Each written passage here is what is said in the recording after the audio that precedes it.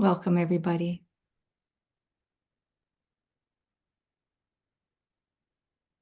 So lovely to see the Sangha gathering like this. This moment is always so special.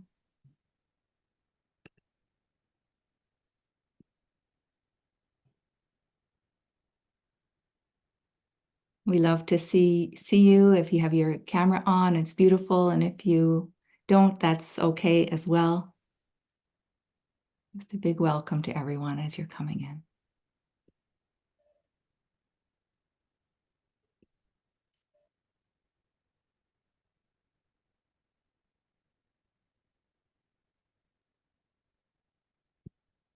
Maybe we could start, Tatiana. I think we can. I see 70 participants, which is awesome. So good evening, everyone. My name is Tatiana Alvaj, and Happy New Year from a very, very cold Edmonton. Last time I checked, it was -31, and wind chill was -43, still dropping as we speak. So for the prairies, we are finally back to normal. This is our second gathering around the Lineage Stories project, the project that seeks to connect us with the roots of our practice through a series of dialogues with prominent North American teachers. It is an opportunity to hear their stories, their memories about their Asian mentors, and about their early days as Dharma students. The Lineage Stories project has been supported by IMS Online, thank you very much, and offered by 5 Canadian Prairie Sanghas.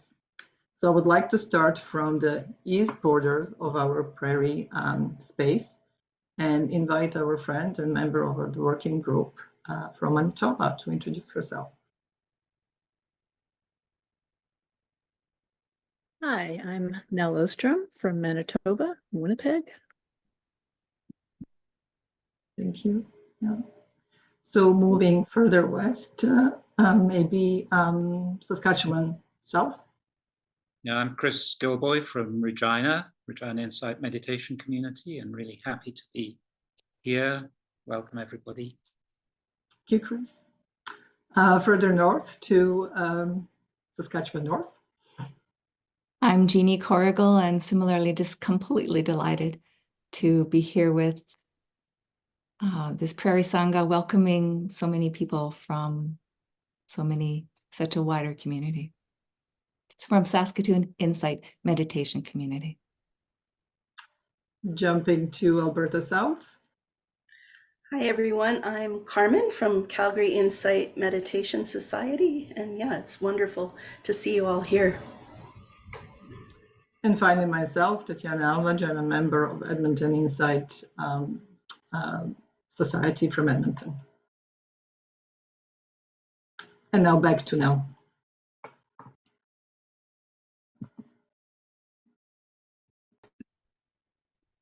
Thank you, Tatiana. I'd like to now offer a land acknowledgement to start off our session tonight. I'd like to invite you to take this time to acknowledge the connection of the land on which you are living in your particular area has to the Indigenous nations of your region. I myself live in the province of Manitoba, which is located on land that's covered by 6 numbered treaties, as well as unceded territories that are the original lands of the Anishinaabe, the Cree, the Ojibwe, Dakota, and Dene, and the homeland of the Red River Métis Nation. So through this land acknowledgement, we honor the people who lived here before us and who called the land their home. And we also acknowledge the mistakes which are part of our history of colonization that have caused deep and lasting harm. And I'd like to invite you now just to take a moment of silence now to reflect on your role in healing these past mistakes and working towards reconciliation.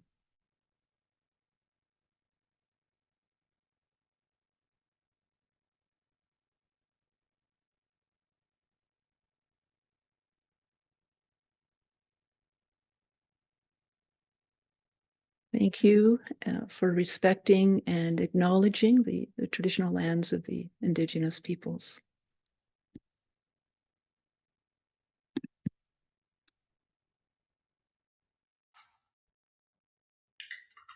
I'd like to, at this time, offer a warm prairie welcome. The warm is definitely coming from our intentions and our hearts and our happiness to welcome you all here, because as Tatiana said, actually for Calgary tonight, they're saying minus 50-degree wind chill, which is 58 degrees below Fahrenheit. So you can see my Buddha is a little bit bundled up.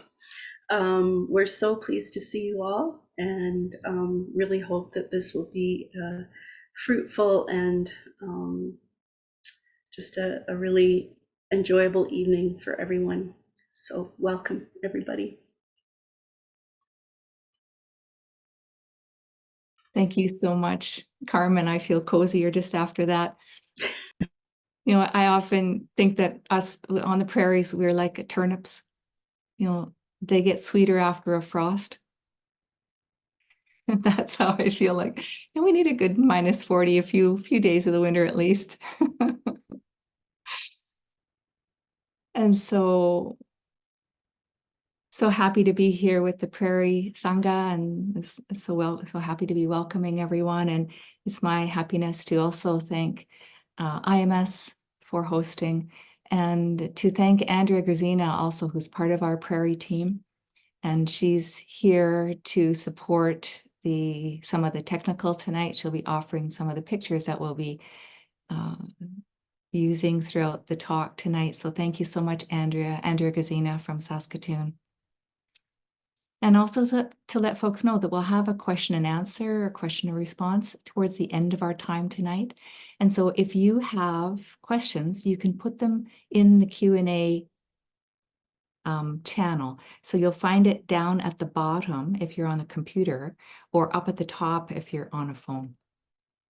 And so if you put them in there throughout the evening as you have them, then Chris Skillboy will be collecting them and offering, inviting teachers, depending on how many questions we have, to respond towards the end of the evening.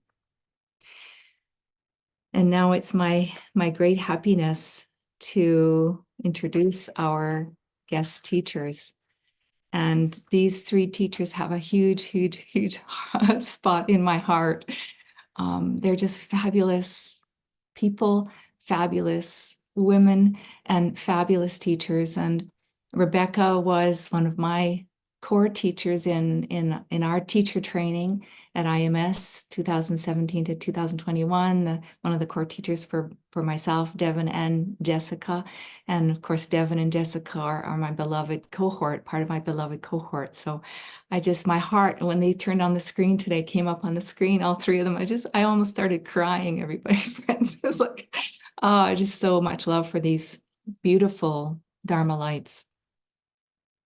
And so Rebecca Bradshaw is an IMS Emeritus Guiding Teacher, and she's been practicing Vipassana since 1983 in the United States and in Burma, and teaching since 1993 at IMS and abroad, including the 3-month retreat at IMS, young adult retreats, and Spanish language retreats. And she has a master's degree in counseling psychology and is a mental health counselor. And she has a book coming up. It's called Down to Earth Dharma, Insight Meditation from the Heart. And it'll be published by Shambhala Publications in the fall of 2024. And Devon Haza, since 2000, the Dharma has been at the center of her life. She loves long retreats, and cumulatively, she has spent 4 years in silent retreat practice, maybe more. 4 years in silent retreat practice in the Insight and the Vajrayana traditions. So she has 2 traditions that she practices and teaches from, and so she'll be sharing that tonight. She spent a decade bringing mindfulness to high school and college classrooms, and now, of course, teaches at the Insight Meditation Society, IMS, Spirit Rock, and other centers around the world.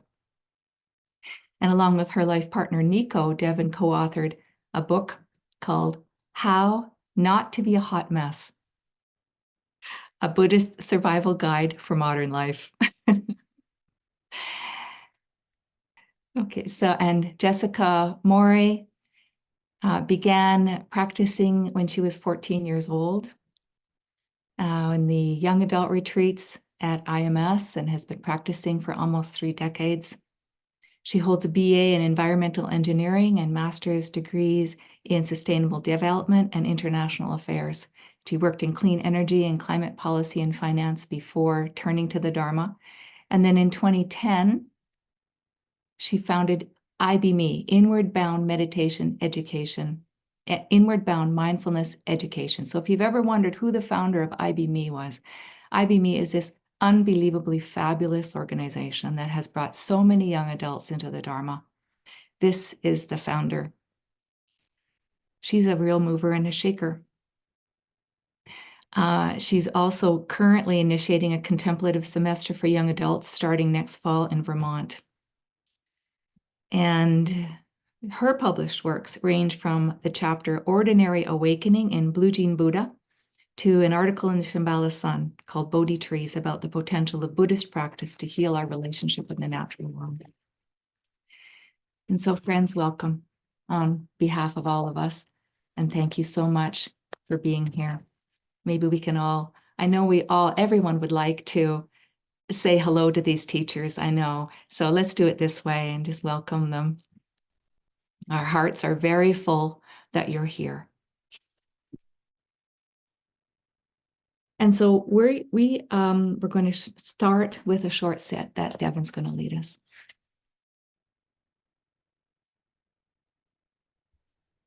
Hello, everyone. Wow, my heart is full just from that introduction. Feels like a nice way to begin with a metta-filled container here.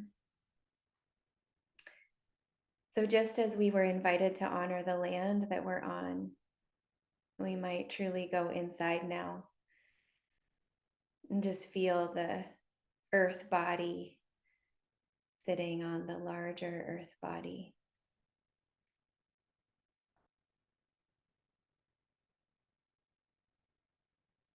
Maybe grounding into all the places your body is touching the ground.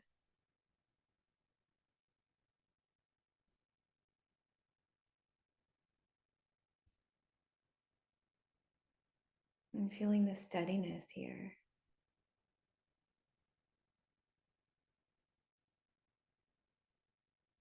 The blessing of stability. The earth that's always beneath us.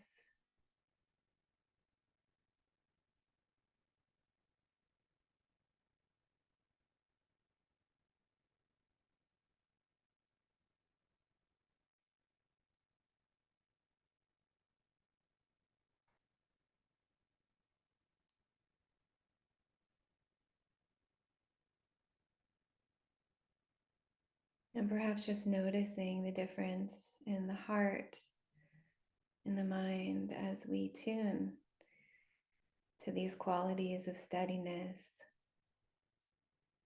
groundedness, weight.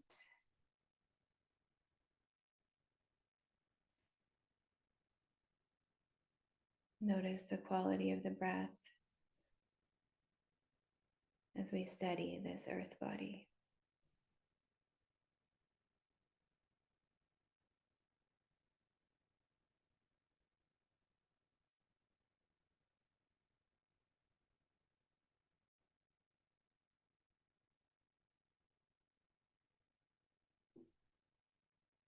And as we connect with all of these sensations in the body, this feeling of being alive in a human body at this time, in this place.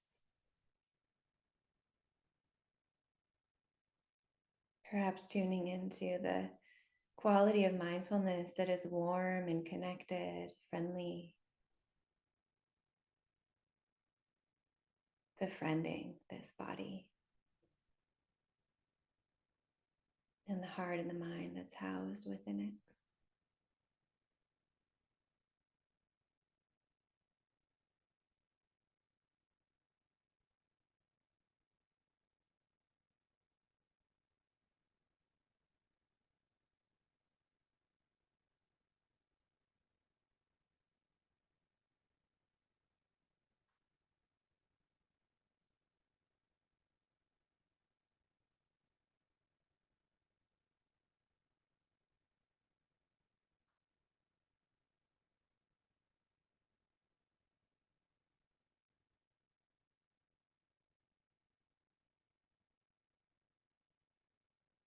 And perhaps as you stay in your body,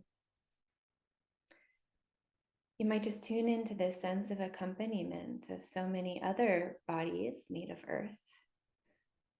82 here live that are spread out all across the mountains, the prairies, maybe even across ocean.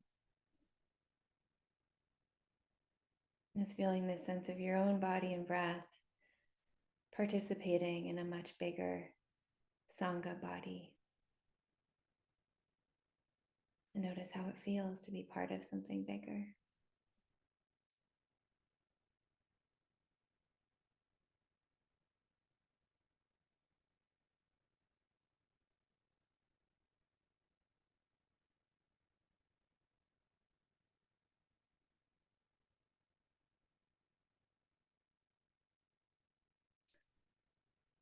And then lastly, similarly, perhaps feeling into the sense that you have of lineage. Maybe you have your own lineage of teachers, of spiritual guides, protectors, mentors. And perhaps collectively, we can tune into the shared lineage of the early Buddhist traditions, the Theravada lineage, some teachers and stories that we'll share this evening. And perhaps with a sense of honor and respect, reverence, just feeling our place in this family of things, recognizing that we belong to something so big, stretches across time and space, geography, and really taking a moment to honor our lineage ancestors, our Asian teachers and benefactors. And notice how it feels in the body to acknowledge this deep belonging.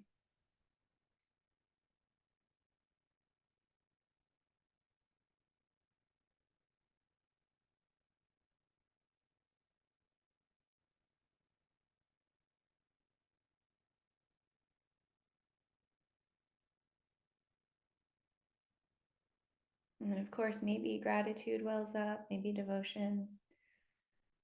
But it's also okay if there's still a lot of open questions about what lineage means.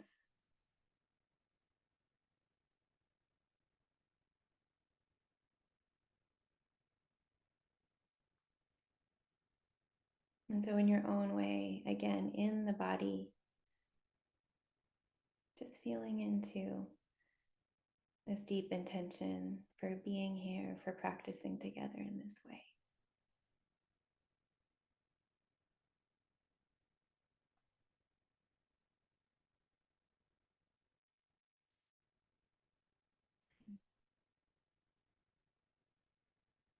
Okay, so now maybe taking another deep breath. And then noticing how it is to stay grounded, even as you might open your eyes and maybe move the body. And often we get drawn right into all of these squares, but just the invitation to stay with your body sensations, the movements of the heart, as we begin some of our stories and our sharing together now. Thank you for your practice.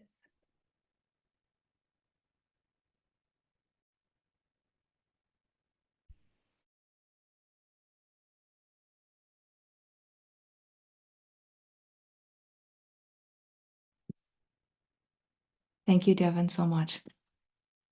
That was beautiful. Grounding us into the earth body and also into our lineage and also into our connection. Mentioning that people are from a large extended Sangha here. And I'm going to say a few words of introduction now, and I wonder if it'd be lovely. We have 33 countries represented in the registration here. I'm not sure that everyone from all those countries is here in person. I think many are not because they're in a different time zone. But it would be lovely, as while I'm giving these introductory remarks, to put your place. Where are you? Where are you calling from? Where are you? What's your land, your place in the chat, so that we can have a sense of the net that we are all a part of here. And I'll carry on talking. And oh, Rachel Lewis is here. She's also one of our colleagues. Hi, Rachel. And I'll carry on talking, and you can just take a look and see who's here. And so, friends, in our October session, in our first storytelling session, we began with an understanding of the major lineage of the Canadian Prairies Sangha and of IMS and of our larger Sangha as the Theravada lineage, as Devon was saying earlier, the early Buddhist lineage, primarily through the Burmese, Thai, and Sri Lankan traditions. This early Buddhist tradition began in India and the South Asian countries, and then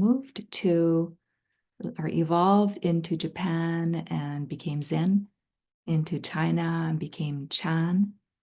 And that is understood as the Mahayana tradition. And I'm just saying a little bit of context for those of us, because we're trying to understand the whole context of lineage. So into Zen and China, then became the Mahayana, and then evolved into Tibet and became the Vajrayana, or one of the names for that evolution is the Vajrayana evolution. All of these lineages share the same fundamental teachings of the Four Noble Truths and the Eightfold Path, with diverse evolutions in each region. And very often teachers will have a strong root in the early Buddhist practice and then be influenced by other traditions like the Tibetan or the Zen traditions. And so tonight we're going to begin in Bodh Gaya, India, with Devon painting us a picture of what it was like to be there and practice when she first went to Asia, where multiple lineages were practicing together. Then we'll have Rebecca and Jessica share stories of the Burmese lineage, followed again by Devon sharing about her Tibetan practices and some of the connections between the Tibetan and the Theravada lineages. So just before we go to Bodh Gaya, Devon, let's take a look, everyone, to see where are we from? Where are people calling in from in the chat? Take a look. Just welcome in your heart everyone who's here from so many places in this net, in this web of connection, this web of care, this web of lineage, common lineage. Beautiful friends. A welcome again to everybody. And so Devon, take us to Bodh Gaya. My pleasure.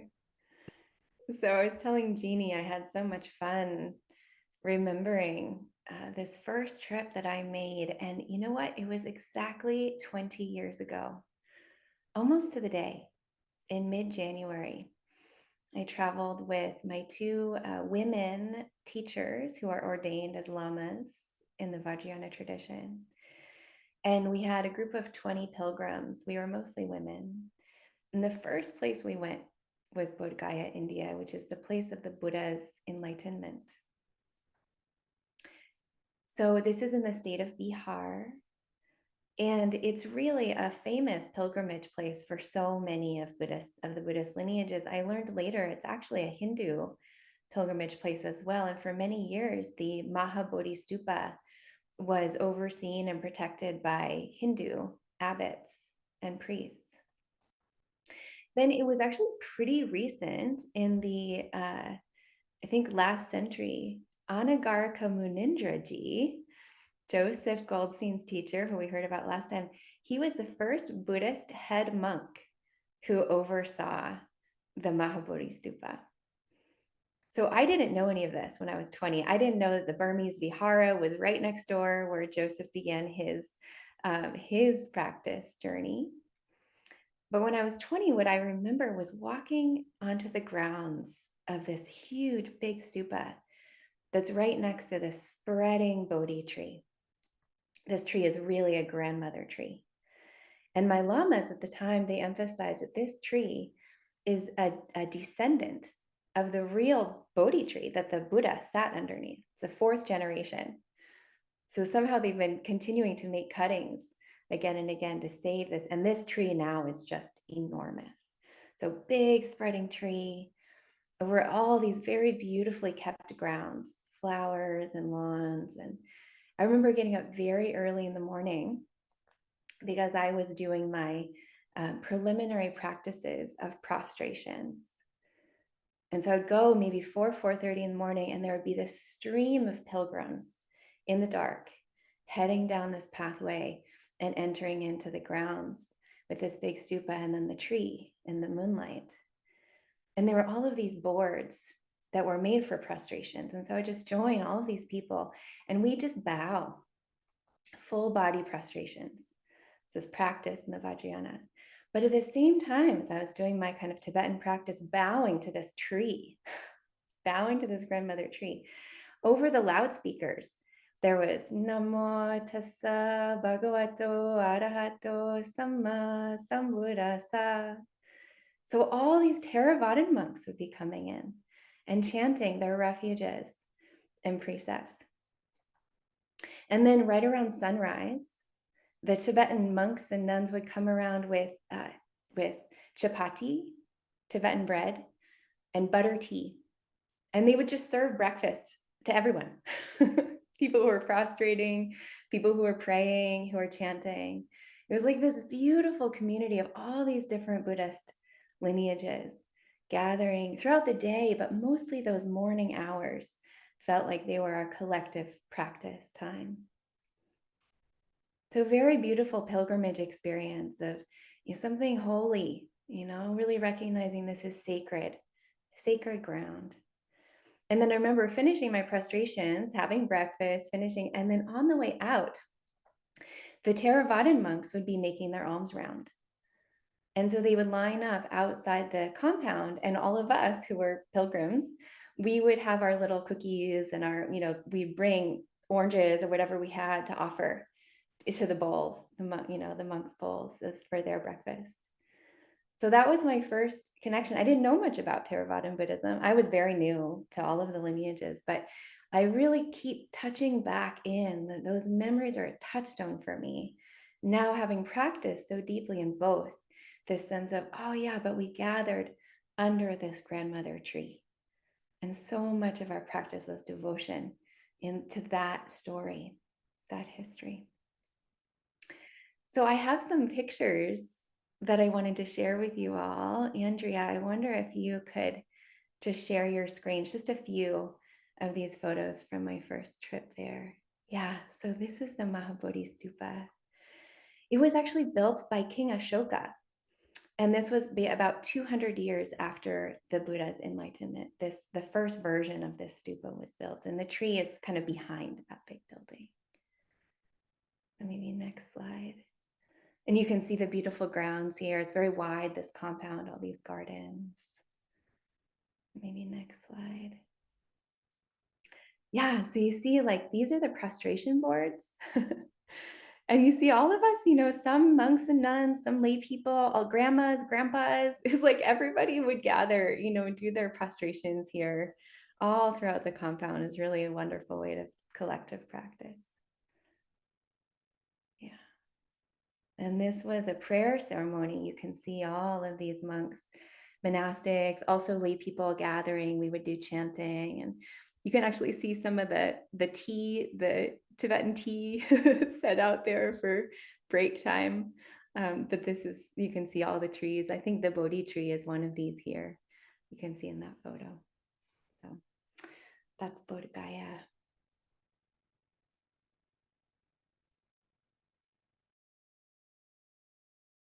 Devon, it's so beautiful. Thank you for really taking us there. And as you're speaking, you know, about sacred ground, I feel like suddenly this is sacred ground we're sitting on here, hearing the Dharma like this. So thank you. And it was so cool to hear that King Ashoka had built that temple. I didn't know that. And, you know, we hear about King Ashoka in the suttas. And so now, well, we'll have to post the story of King Ashoka on our website, our Prairie Lineage website, along with the virtual lineage tree, which we're developing. I'll have to put that in there for people to read. And so,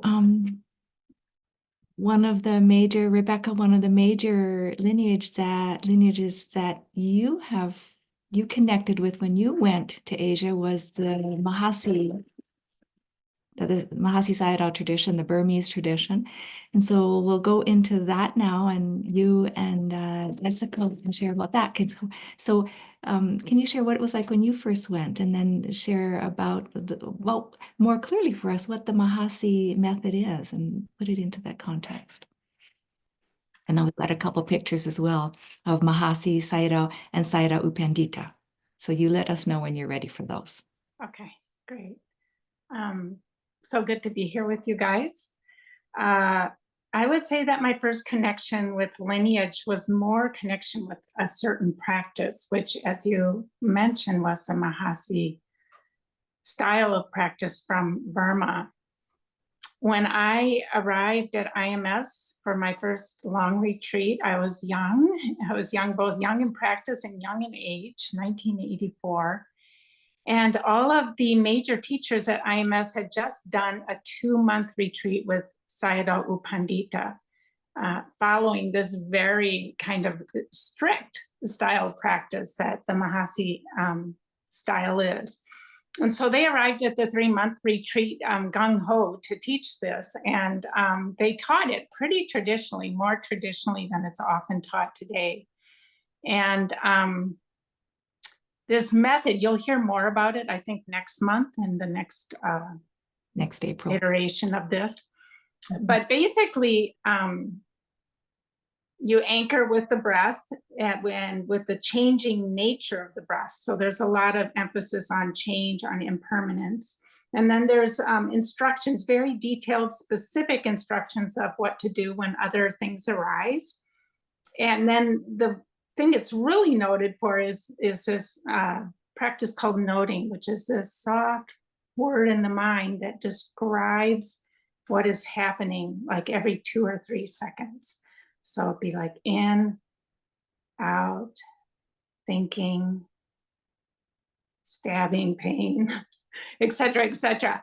And so you're tracking all day long, every 2 or 3 seconds, what's happening. And it's very rigorous and also very concentrative. And also for me, it was perfect. It's not for everybody, but for me at that time, my mind was a mess. And to have a very specific, you do this, was really helpful. So I loved the structure of it and the intensity of it. And so my first transmission, go ahead. I want to say thank you for that, because all of us here will have that's probably the method that we've all practiced in, everyone on the call. And so to have it named and described the way you did, I think can give some context to what we've been doing. Great. That we don't necessarily always have. And so thank you. So my first introduction then was through the Western teachers. Joseph and Sharon were my first teachers, and then Michelle McDonald was my teacher for many years in this style. Once I kind of felt more comfortable with this style, then I started to practice with some of our Asian teachers, starting with Sayadaw U Pandita, and then later with Sayadaw U Lakkhana, which we'll be talking more about both of them. You did ask me for a story from Sayadaw U Pandita. The thing about Sayadaw U Pandita is he manifested very differently for different people. But my experience of him was he doesn't care at all what you think about him, and he doesn't care about your ego. So he was very kind of straightforward, and he had different methods of teaching. For example, sometimes you would go in to give your report on your practice, which was very prescribed, exactly what you were supposed to say. He didn't want to hear about what you thought about this or that, or what dream you had, or what, you know, your psychological issues, none of that. It was very prescribed. But sometimes he'd be reading the newspaper while you're giving your report. And it'd be like, is he actually listening to me or not? I think he was, but it was just like I said, he didn't care about your ego. He just cared about your freedom. And my favorite story about U Pandita is, so at night he would give the Dharma talks, and the Dharma talks would be pretty long, at least an hour, and they would be half in Burmese and then translated. I am not a person who has energy at night, so I would fall asleep, and I fell asleep during every single Dharma talk. So one time U Pandita gave a talk about people who fall asleep during Dharma talks. And the talk was about how these people had like no Dhamma passion if they fell asleep during the Dharma talks. And I fell asleep during that talk. So he just, you know, he wasn't trying to be mean. He was trying to, I think he was trying to give me some Dharma passion. I think he also was really interested in bringing some humility to some of the Westerners, probably me included.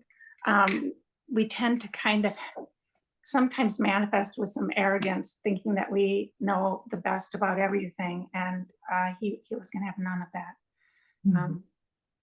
So very kind of, but then when I went to say goodbye to him at a retreat, I served him some breakfast. He was fun and laughing and kind, and it just a whole different side of him. Wow. And I remember he asked me a question that still stuck with me. And I think the translation might be a little funny, but he asked me, he said, is keeping the precepts selfish?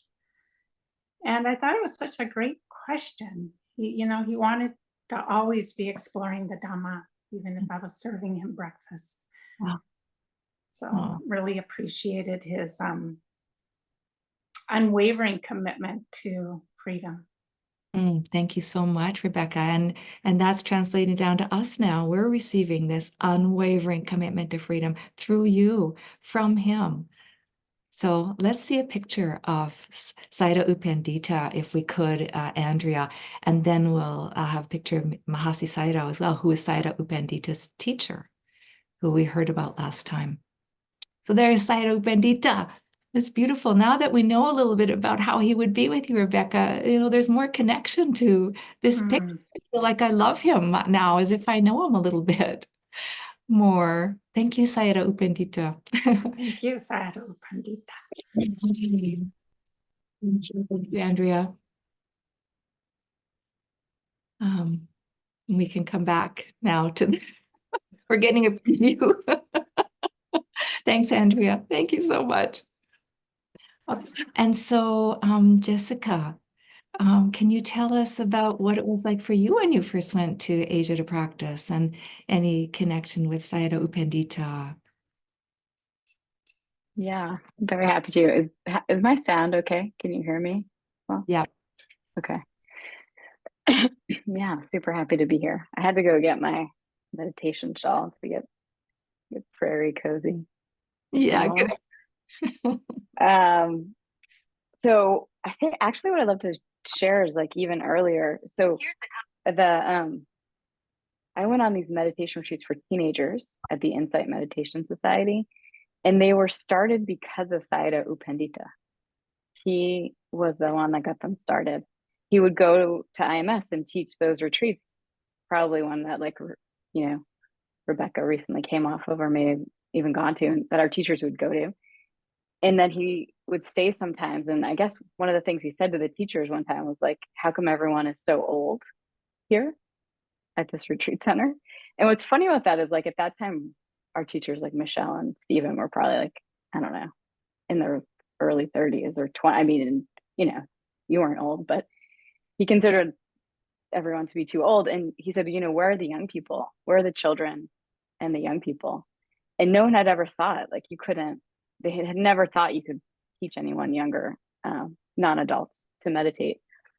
And so our teachers, Michelle McDonald and Steve Smith, kind of took him up on that and said, okay, well, we'll teach a meditation retreat. And I think they asked him, what to do. And I think his instruction was just like the same thing. You just teach them to meditate. So I went on those retreats with Michelle McDonald and Steve Smith. And then Sayadaw U Pandita came to a few of them. So I think I first met him when I was like maybe 15 or 16 years old. And all I remember about, my impression of him was like really stern, uptight, old man. That's what I remember from those days. And then what I remember is we couldn't point our, like they were really like careful, like as we would go in. I mean, we were just like normal American teenagers in the early 90s. So they were really strict about like, you can't do this, you can't put your feet towards him. That was one of the biggest things I remember when we sat down, like that's a big insult.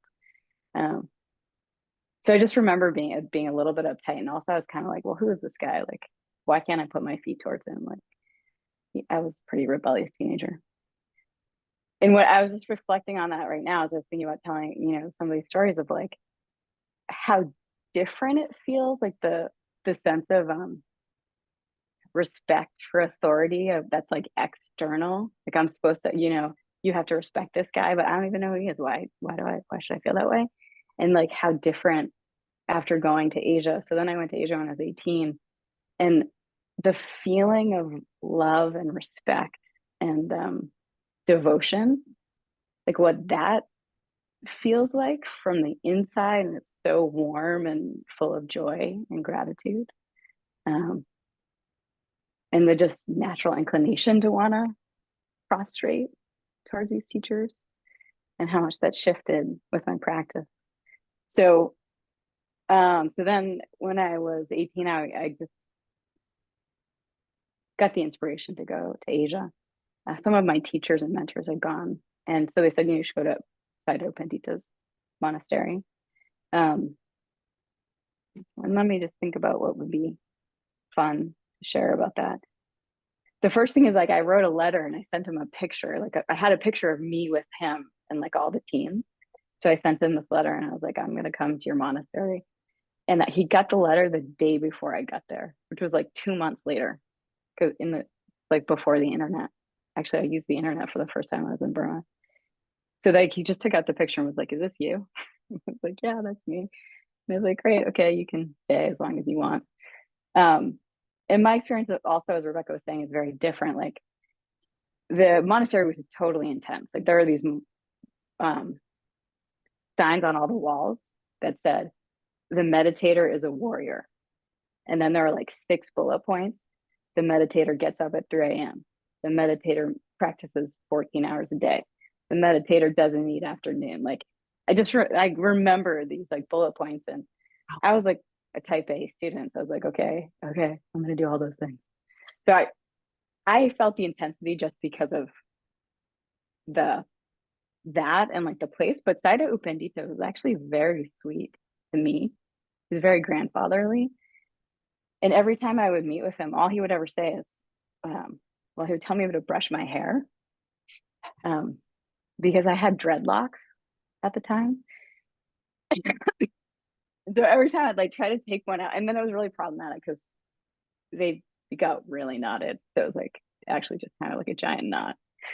And I would try to take it out and be like, oh, it's sort of a hairstyle. I was trying to explain it to him, and he'd just be like, no, brush your hair. So I ended up shaving my head at the end. We'll tell that story later. But then the other thing you'd say is like wash your shirt, because you wore like a special outfit and you had to have a white shirt, and all I had was an off-white shirt, and so all I would ever do is tell me to wash my shirt and brush my hair. And then he always asked me how I liked the food, and like was I feeling good with the food, and how was my health. So it was like very sweet. He was just really concerned about my well-being, my physical well-being. Because when I think back on it, very, very sweet. So yeah, those were some of my stories. And then of course, I was practicing pretty seriously and benefiting so much from what he teaches. Oh, that's so beautiful.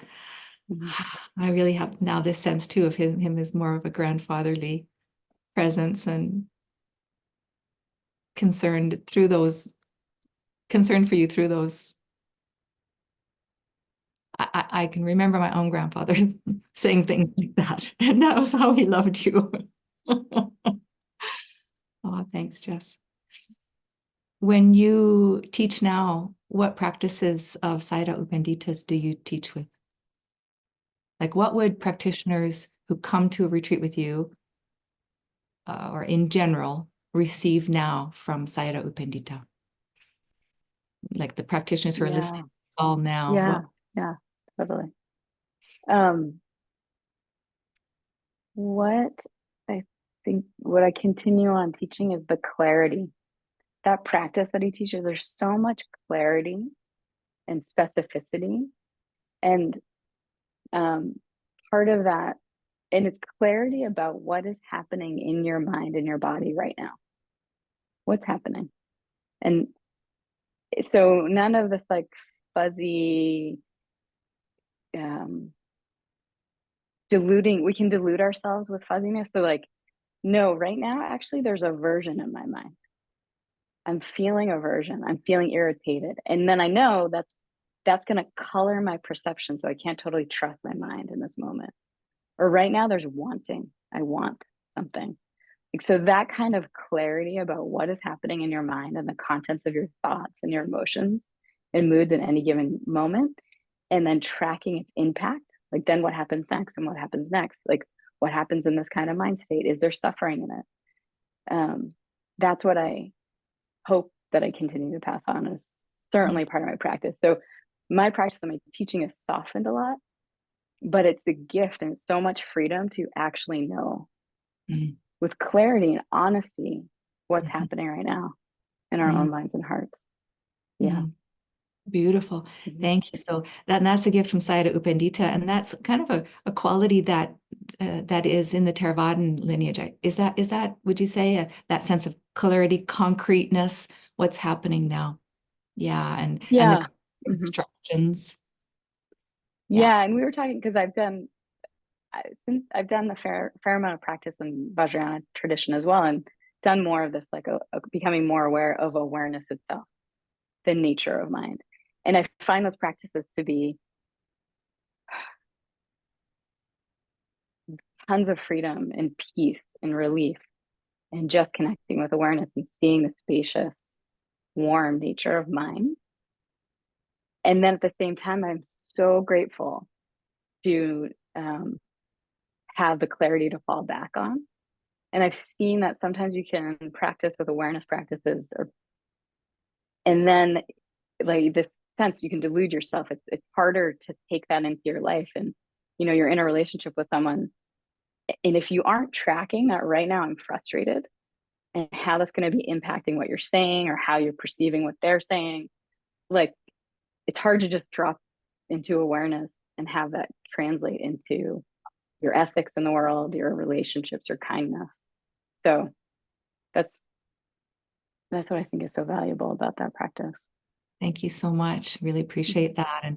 And we will go into some depth, maybe not on this talk tonight, but we will a little bit later with Devon. You're going to touch in that a little bit, Devon, and flesh that out a bit more. Thank you. There's one other thing though I wanted to say about Sayadaw U Pandita that I forgot. Yeah. The reason also that he became a monk when he was 7 years old. Wow. So, and that in Burma is like common for little kids to become monastics for some period of time, both nuns and monks. But he stayed because he was totally taken by the Dharma from 7 years old. And that was why he said, like, where are the kids? I mean, I think he wanted there to be 7-year-olds, even teenagers. He probably thought we were old. So that was just like a part of, he had been practicing in this way since he was 7. Yeah. Jessica, any plans? You've done young adult retreats. Any plans for younger? Yeah, now that I have a almost 2-year-old baby now, almost toddler. And so there's a few of us in my cohort of friends and teachers that were thinking about maybe younger family retreats. Right on. And so, Jessica, you also practiced with Sayadaw U Lakkhana. Can you share how he's connected to Sayadaw U Pandita if he's connected and. Yeah. So Sayadaw U Lakkhana, my understanding, I think he's a student of Sayadaw U Pandita. He was a student and or was he a student of Mahasi, and he was just like a sibling? Okay, so Rebecca's pointing that they're more like colleagues or siblings in the Dharma. So Sayadaw U Lakkhana had a monastery in the Sagaing Hills, and I'm hoping Rebecca will tell more about this place. And I practiced with Sayadaw U Pandita for about 2 months, and then left and was going to Sayadaw U Lakkhana has a monastery and a retreat center where Western teachers would teach with him. So Michelle McDonald and Stephen Smith would teach with him every year.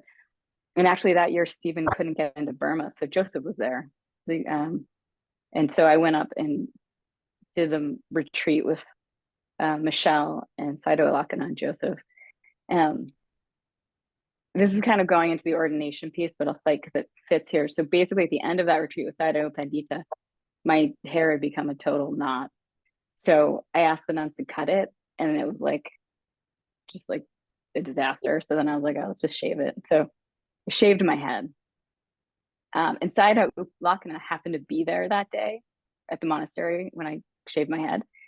So I was introduced to him, and so he said, oh, okay, great, you're going to become a nun, huh? And I was like, oh, no. And I tried to explain dreadlocks again to him.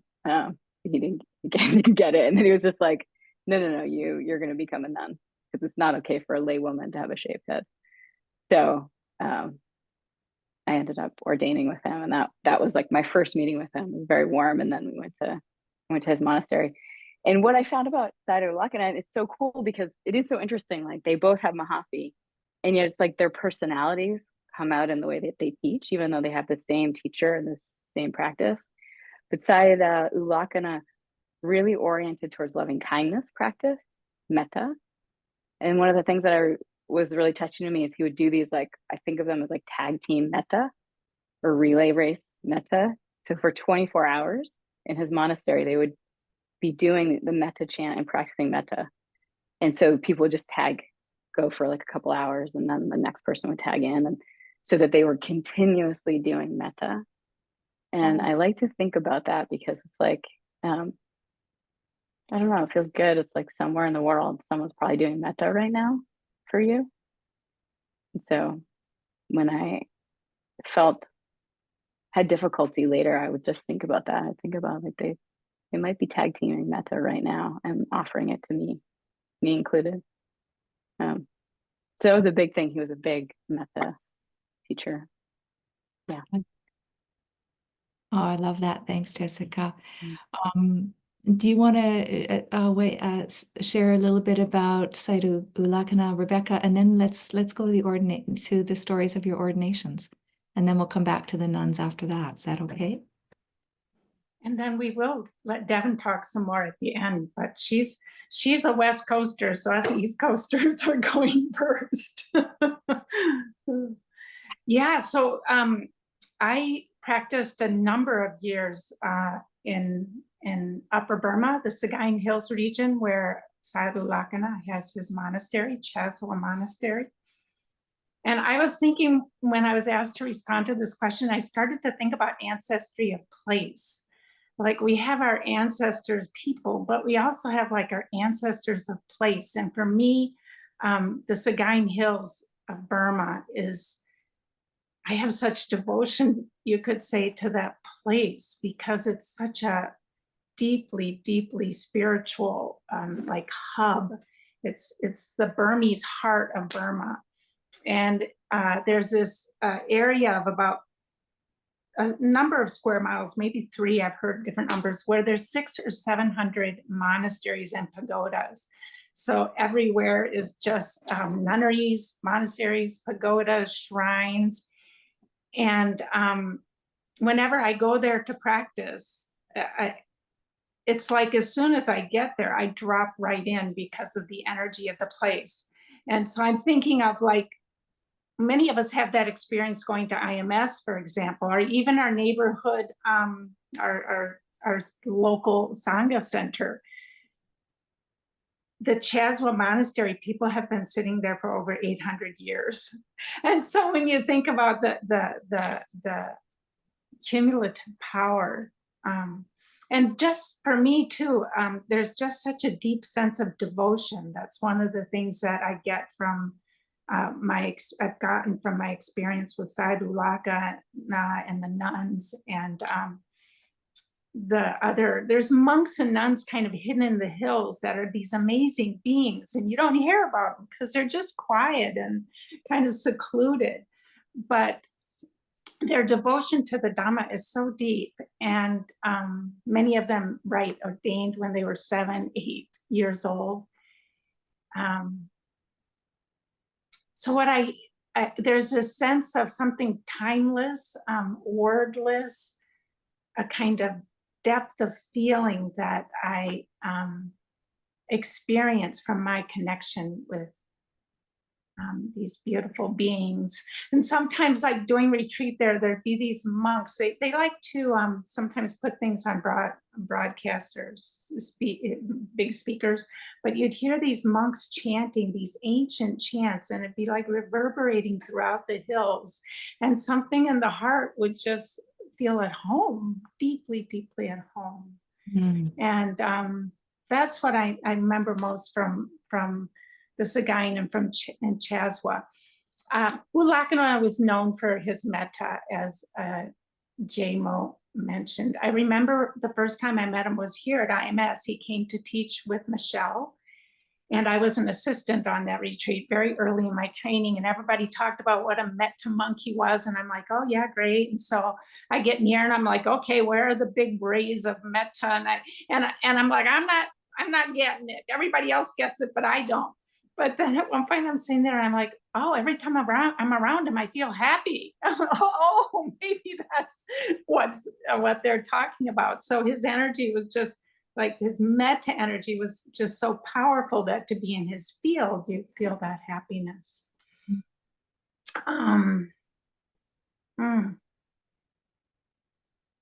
So some of these beautiful beings in the hills of Saigon and other places, Sagaing Hills and other places, the transmission of the Dharma isn't the words, it's the energy.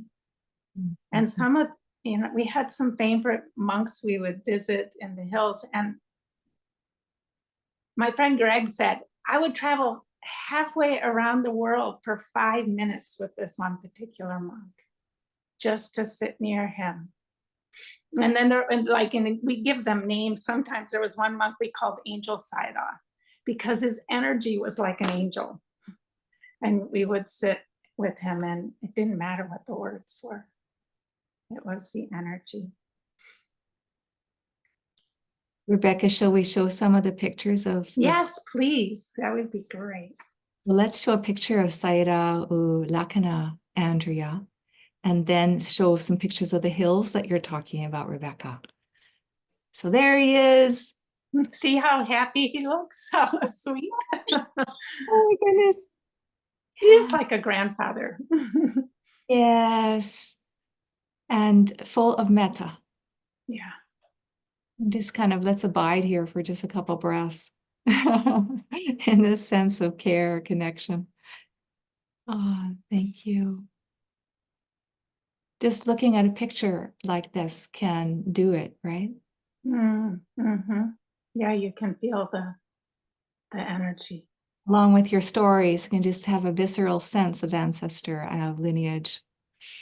The thing about Sayadaw U Lakkhana also is that he was very involved in the community with lots of social service projects. He supported the hospital, he supported the schools, and he supported the nunneries, which the nunneries didn't tend to get as much support as the monasteries, and he was a big supporter of the nuns. So his metta really spilled over into action and into engagement in the community, and he was loved by many because of his engagement. Oh, wonderful. And you were saying he's quite radical in that he taught with Michelle, a lay woman teacher. Yeah, the Sayadaws tend to be rather conservative, and there's a very much of you could say a patriarchal order to the monasteries. And Sayadaw U Lakkhana was just radical for him to teach, first of all, to teach with lay people. That was radical enough, but then to teach with a lay woman. I think it's been done since, but he, as far as I know, he was the first. And really radical. That was really radical. So he had this kind of open mind that was willing to try things new. Another thing in the monastery, the way we lined up to go to the meals, very prescribed, first monks, then laymen, then nuns, and then lay women. And so that's how you lined up for everything. And when we were in Burma, I was very involved with the Chaswa retreat, not just meditating, but also assisting in different ways. And when we went, we would always try to conform to the culture, obviously, that we're in. That's the most respectful thing. And it was so important to us to be respectful. But at one point, there was this idea to maybe kind of experiment just with that order, just a little bit. And there was the idea to start with the monks and then the nuns, instead of monks and lay men. So monks, nuns, and then mixed lay people, male and female. And he let that happen. He went with that, which again, completely radical. We have lots to be grateful to him for and appreciative. Yeah, he had flexibility around those kinds of things. Let's see the pictures of the hills so that we can have a sense of the hills. And I want to tell you a few things about the nuns and the nunneries. So if we can have those hill pictures, Andrea, that would be super. There you go. At sunrise from the monastery from Chaswa over the Irrawaddy River facing Mandalay. Rebecca, just seeing that image, like you're saying, the place, it brings me so much like peace and happiness of being there and the practice and the feeling of this monastery. Yeah. Right. I just remember that place, and I'm so happy that there's such a place in the world. And no, like you said, Jamo, that people are practicing and they're sending metta. As far as connecting with the Mahasi lineage, not only was the Vipassana practice so important to me, but there's also this emphasis on very intensive metta practice. And that also has been a big part of my practice. And there's so much gratitude for that being transmitted through these masters, through Sayadaw U Pandita and Sayadaw U Lakkhana. Thank you. Yes, also the view from the monastery. As I said, there's just everywhere. There's temples and godas, and there are the nuns, from one of the nunneries. So we had close connections with 3 nunneries there. The nuns would come and chant metta in the evening. And I really wanted to get to know them. And so I decided to learn some Burmese. When I was teaching the 3-month course at IMS, when I would go back and forth between my house, I would play these Burmese language tapes and learn CDs and learning Burmese. And so I went to the following year to this retreat in January, and I was assisting in some way that year. I can't remember how. And I would go to the nunneries with my very basic Burmese, my Burmese dictionary, English Burmese dictionary, and an understanding of linguistics, because I used to teach English as a second language, so I understood sentence structure and how that worked in Burmese. And I'd sit down with these nuns at these different nunneries at Tit Saint, Shwebo, and Susita. Those are the names of the 3 nunneries. And just try to talk to them about their lives, and they were super curious about mine. And just having this sense for the community life of the nunneries, that they're also schools, they're orphanages, and There's a sense of the older women taking care of the younger women, so a real sense of community, and also a hard life. Not as much support, so they really had to work hard to take care of themselves. We have another picture of 3 nuns that we could maybe bring up, Andrea. And these nuns are special to you, Rebecca. Yes, so the one on the left is Da Yusana, and she was the one that we had the most connection with. The senior nun in her nunnery is next to her, but Da Yusana was much more engaged with us. She was not only a practitioner, she was also a scholar. She passed some of the high-level exams, very, very difficult Buddhist exams. And she also ordained a number of us and would do that every year and enjoy doing it. And then the person on the right is was our translator for many years. And so did she do your ordination? Maybe we can talk about that. And we have a picture of that too. Yeah, so there is Da Yusana shaving my head. So the first time I was going, I had this plan to ordain. I've always wanted to be a nun. It was kind of like, it was the only thing on my bucket list was to ordain at some point in my life. So I went to Burma planning to ordain, had discussed it with my husband. That's an important part. Apparently you should tell your husband when you're going to ordain. So I went to ordain that year, but then Michelle got sick. And so I had to take her place teaching, and I didn't think that would work. So I had to let go of my dream to ordain. And then I went back a couple years later, and I kind of felt like the time had passed. For some reason, it just wasn't going to happen. But then a young woman was ordaining. Oh, I should say, in Burma, to ordain temporarily is very common and highly regarded. So you take temporary ordination for any period of time, and it's totally legit. And so I wanted to ordain for the retreat, which was about 3 weeks. Of course, my biggest concern was shaving my head. That was the hardest thing to get over. But back to the story. So I came back a couple of years later. This young woman was ordaining, and she wanted me to support her. So I said, yes, certainly, I'll be there. I'll help you. I'll support you. And then I was thinking about her doing that, and I was like feeling envious that she was going to ordain. I'm like, well, I could do it. So I had half an hour to make up my mind, because ordination was going to be in a half an hour. And I'm like, oh, what the hell? I'm going to do it. And so I did. I ordained for a few, just for that short time, those few weeks.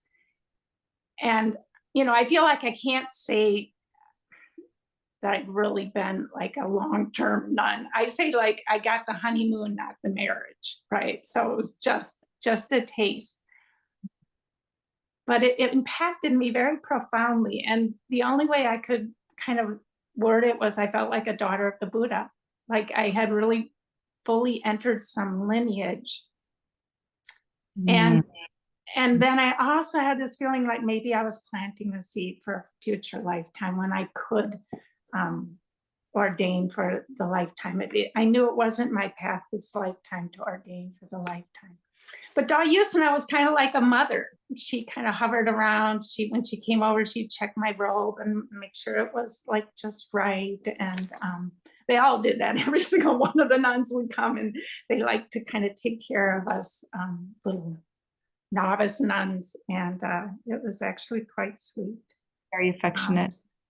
Yeah, it was very affectionate. So I have a lot of just love in my heart for the kind of the approachability and the friendliness and the kindness and the love of these nuns in the Sagaing Hills. Thank you, Rebecca. Thank you so much. And you know what? I'm going to bring Devon in. Devon, you've ordained also in the Vajrayana tradition. So maybe you want to talk about that, and then if talk about the connections. You can just segue when you're ready into connections between the Tibetan tradition and Theravada. Sure. Yeah.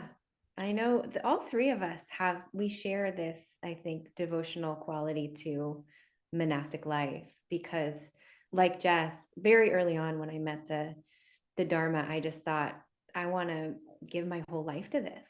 Very similar. It's nice to hear you, Rebecca, talk about it, because I had the same sense of like, I think that just means I need to ordain. I wanted to be a nun at 20. And so that first pilgrimage in January 2004, we went from Bodh Gaya to Dharamsala. And the particular lamas that I was traveling with were part of the Karma lineage, which is headed by the 17th Karmapa. So some of you are familiar with the Tibetan way of naming tulkus. They're all reincarnated lamas, and this 17th is like the 17th one, Karmapa. And in 2004, he was 19, and I was 20, 21 maybe. And so we went and visited him, and I just remember this bright, sunny day. He was living in exile. He had just come out of Tibet, and the Dalai Lama had given him a monastery that's right near the Dalai Lama's compound outside of Dharamsala. So it's high in the Himalayan mountains, this crisp day with all these snow mountains in the background, this yellow monastery. I remember climbing up to this high, like third, fourth, fifth story. He was living, in his kind of meditation halls, the top floor with these big balconies spreading out, looking across the plain, and big birds of prey circling. I remember that morning, and I didn't know, but the 17th Karmapa is known for these big birds that come to his monastery. So it was all very kind of sun, filled the room. And here was this 19-year-old kid sitting on a throne. And we went in, we made our vows. And then because I was the youngest of our group of pilgrims, I was offered the first question to ask him. So I said to him very honestly, I said, I love the Dharma. I want to give my life to this path. And I think that means I need to ordain.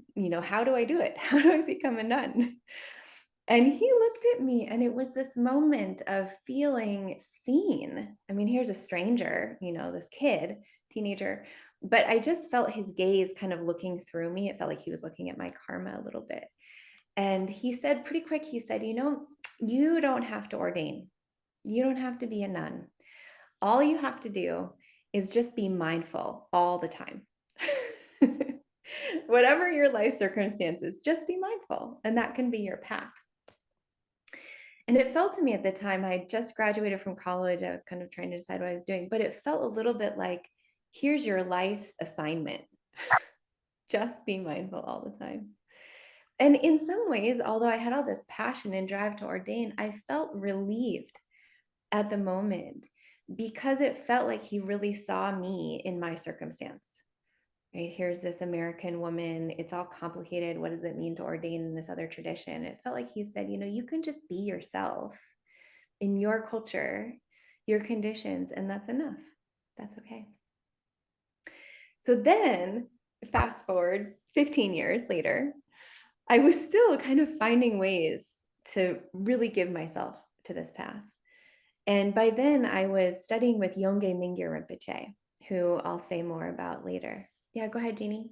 You want us to show a picture of the Karmapa first, or are you going to come back? back? Oh, yeah, good idea. Let's look at the 17th Karmapa. Yeah, Yep. we've got a couple of pictures of him. Yeah, so that's him. I kind of had a crush on him. I mean, he was pretty handsome at the time. Now he's gotten very serious as he gets older. Yep, and this is him he has heart sons. So there's kind of 4 heart sons that help hold his Karma lineage.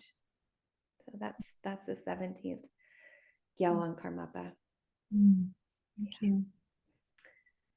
Yeah, so maybe I'll say a little bit more about Mingyur Rinpoche.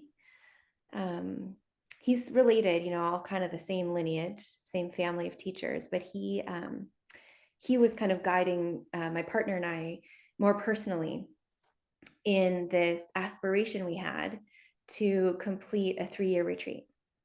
And in this Kagyu tradition, it's kind of like the training that you do. The Lama training is you do a 3-year retreat curriculum. And so we told Mingyur Rinpoche that's what we wanted to do, and that we wanted to ordain, because traditionally you would ordain just for this 3-year period. And because he knew us and he kind of knew we were teachers and, living lay lives, he said, okay. He was very flexible. He said, I'll ordain you and we'll just do about 12 months and we'll give you the anagarika vows. So just the traditional first 8 precepts.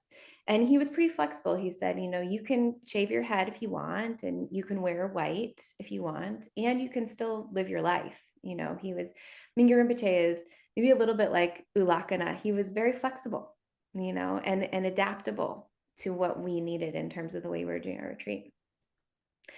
So we met him in Minneapolis. I mean, we usually go every year to his June retreat in Minneapolis, and it's held at a Catholic university, St. Thomas University. And he was staying in one of the dorm rooms. And so one of his monks met us on our way in, and then we did our vows. And he said, he's so friendly. He's just sitting on the couch, he's like, okay, repeat after me. So he said the vows in English.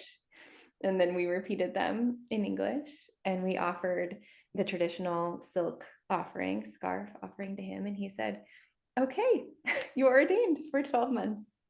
And there was such joy and such a kind of informality and friendliness to it, but also this sense of this is happening. There was a ritual to it. And then, of course, we met with him over the course of our 12 months, and then over the course of our 3 years. And I can say it was just in this last June in 2023 that we finished that full 3.5 year curriculum for us. And it just felt so validating to meet with him again on the same campus, same dorm room that he was staying in, to say to him, Rinpoche, we did it. We completed this. And just his joy in our practice and his appreciation that we had done it, as Westerners, as lay people, adapting as we could. And he just said, thank you for your dedication. And I appreciate how you've been sort of creative in the way that you've given yourself to this lineage. So it felt like this deep way of being seen, really important. Yeah. So beautiful. Thank you, Devon. As I'm hearing from each 3 of you about how you just wanted to give your life to the Dharma, and just ordination was one way you thought of doing that, as the heart just leapt in. And then you decided to, or through circumstances or guidance, stay in the lay life and bring mindfulness as the temple, Devon.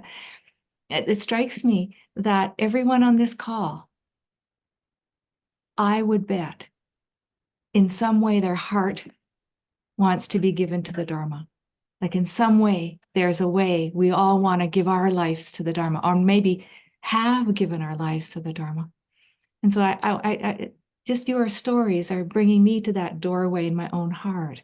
And I'm thinking, as lay people now, how can we take the kind of the same, when we take the precepts, for example, or when we sit, is there a way we can offer our life to the Dharma and feel that? What do you think of that?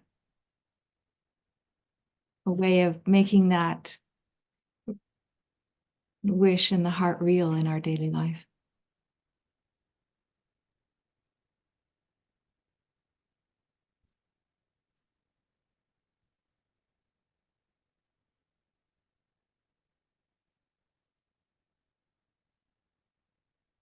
I thought you were coming in there, Jessica. Oh, I was feeling super inspired by that. I was thinking about, I just really appreciate that, Jeannie, and like feeling everyone's heart and the truth of that.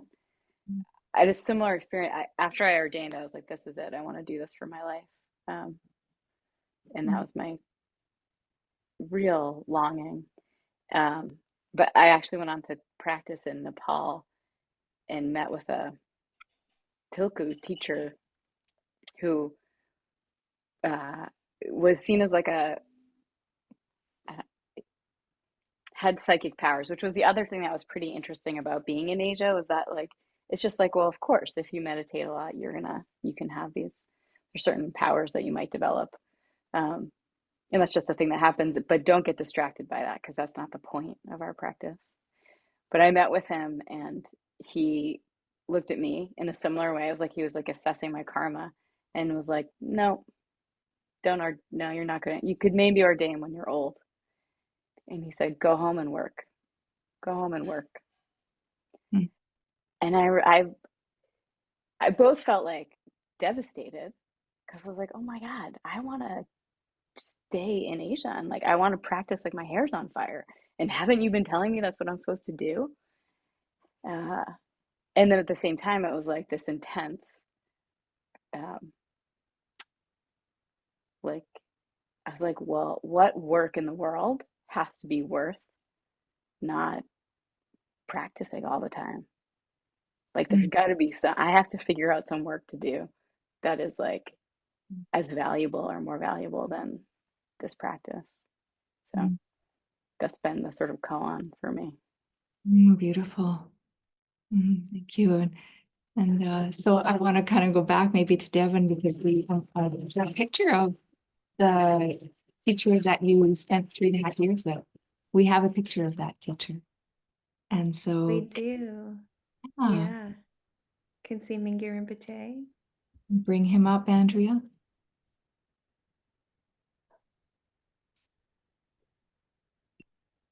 Yeah. So this is my root guru now, Mingyur Rinpoche. And I'd love to tell some stories about his family. Is now a good time, Jeannie? Okay. So we'll come back because we got more pictures of his family. But this is an interesting sort of intersection with the Theravada lineage because Mingyur Rinpoche's father, his name is Tulku Urgyen Rinpoche. And let's see, I can put him into the chat. Tulku Urgyen, he's a good one to know about. Do we have his picture? We do. You want to bring that picture up right now? Sure, we can do that, yeah. Oh, This is Tulku Urgyen. And he has an amazing life story. He spent more than 2 decades in retreat. He was born in Eastern Tibet in Kham. And then he came out as part of the Cultural Revolution. He came into India and Nepal in exile and created a bunch of nunneries. He was famous for building these nunneries. And he himself was not monastic. And so he went on to have 4 sons. And these 4 sons are all now prominent Dharma teachers. And Mingyur Rinpoche is his youngest. So Sokni Rinpoche is also one of his sons and teacher of many insight Vipassana teachers. So in the 1980s, Tulku Urgyen was living in a nunnery outside of Kathmandu called Nagi Gompa. And we have pictures we can show in a minute, but Joseph and Sharon and Daniel Goleman with his wife Tara Goleman and also Sam Harris, they went as a group for 4 years and took teachings and trainings and practices with Tulku Urgyen Rinpoche. You mean 4 years consistently, or every year they'd go there for a while? They went back once a year for 4 years in a row in the 1980s and trained with him. They did Tibetan practice and got what's called pointing out instructions in the Tibetan tradition. And even now, I hear Tulku Urgyen's words woven into Joseph's teaching. And also Bhikkhu Naleo, our beloved Buddhist scholar monk, took pointing out instructions at Nagi Gompa, the nunnery, with Tulku Urgyen as well. So we all kind of have these different, lineage ancestors in common. And then, Sokni Rinpoche, Mingyur Rinpoche will show pictures. Many, many Vipassana teachers have gone on retreat with these. So Sharon, I think, still studies with Sokni Rinpoche, Mark Coleman, Guy Armstrong, Donald Rothberg, Alexis Santos. Many in our current generation of teachers have studied now with these Rinpoches. So there's a lot of cross-pollination, and I always find joy in that, going to a retreat with Rinpoche and being like, oh, hey, there's Nisha. There's like all of my Vipassana friends too. So maybe we can show some of those pictures, Andrea, and I can talk some about Nagi Gompa Nunnery. It's this very beautiful place, remarkable place, a lot like the Sagaing Hills, as you tell. This is Sokni Rinpoche, also one of Tulku Urgyen's sons. You can see the family resemblance. So I'll talk about Khenpo Sutrim later, but yeah, here's Nagi Gompa, exactly. Very kind of humble, nunnery. But part of the Tibetan tradition with these tulkus is that once they're identified as little kids, they're taken to the nunneries and raised and trained by the nuns. So when I went to Nagi Gompa, this was in 2011. You can see this is the view down into the Kathmandu Valley from the nunnery. And this, I think, is actually from my retreat room. So I did retreat there for a couple weeks. And it was the nuns that were taking care of us. So I just remember this very motherly kind of head nun who would knock on my door every morning with breakfast, which was cornflakes with warm milk and bright red jam on this white bread toast. But she was always very concerned, you know, this kind of grandmother energy of like, are you getting enough to eat? Are you well? Are you healthy? And she was the one who was taking care of the new reincarnation of Tulku Orgyen. So when I did retreat there in 2011, the reincarnation was 5. And I remember seeing him playing out in the courtyard with the dogs. There's always dogs at the nunneries. And he had like other friends, you know, they would play handball against the wall. And I was always very curious, like, oh my gosh, it's Tulku Orgyen, but he's 5. And he was there getting his training and really just being raised by these nuns at Nagi Gompa. Yeah, it's fun to tell you about them. You really take care. Yeah. Where would you like to go next, Devon? Well, so Jeannie, we kind of had two possibilities. I can talk some about the differences between Theravada and Tibetan practice, and then maybe finish with Khenpo Sotram. Does that seem good? Sounds good. And the differences between the two lineages, but also some of the similarities. And why do so many of our modern practitioners have an influence from Tibetan practice?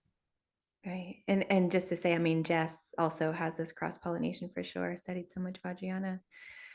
So, and I think there is so much crossover because they're very similar, as we were saying in preparation, that to me, they all lead to the same place. You know, many paths up the same mountain, we're all going to the same destination.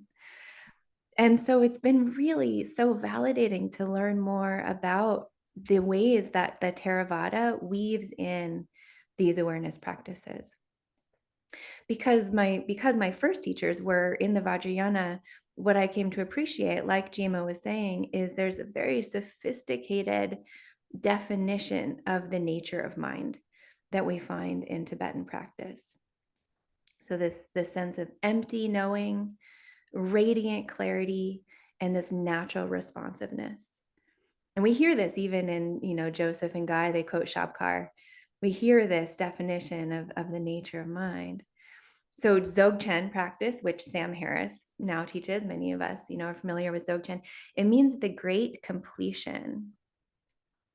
And Mahamudra, which is a similar nature of mind practice, means the great gesture or the great seal. It's like this universal characteristic. And so we really hear all of this definition in the Tibetan, which to me always pointed to what I discovered in the Theravada with that very clear, precise instruction that Rebecca and Jess were talking about. So very clear means noting what is happening each moment can lead us to the same experience of open, spacious expansiveness. So in particular, the Thai forest masters say it, I think, really well. And so I just wanted to share some of these, especially from women. The Thai forest women, Upasaka Ki, really well known for her attainment. She talks a lot about inward staying, unentangled knowing, which to me is just exactly what Mahamudra and Dzogchen are pointing to. And then from Ajahn Mun, who is Ajahn Chah's teacher, he says, this mind is originally radiant and clear, but because passing corruptions and defilements come and obscure it, it doesn't show us its radiance. And then lastly, I just want to read to you a little bit of Mechi Kao's story. Mechi Kao is a Thai woman who was known for also for her realization. So this is from her biography. It says Mechi Kao had investigated and understood conceptual phenomena so thoroughly that the clear, bright essence no longer made conscious contact with them. Thought and imagination within the mind had come to a complete halt. The mind's essential knowing stood out alone on its own, except for an exceedingly refined awareness, an awareness that suffused the entire cosmos. Absolutely nothing appeared. Mind transcended conditions of time and space. A luminous essence of being that seemed boundless, yet wondrously empty, permeated everything throughout the universe.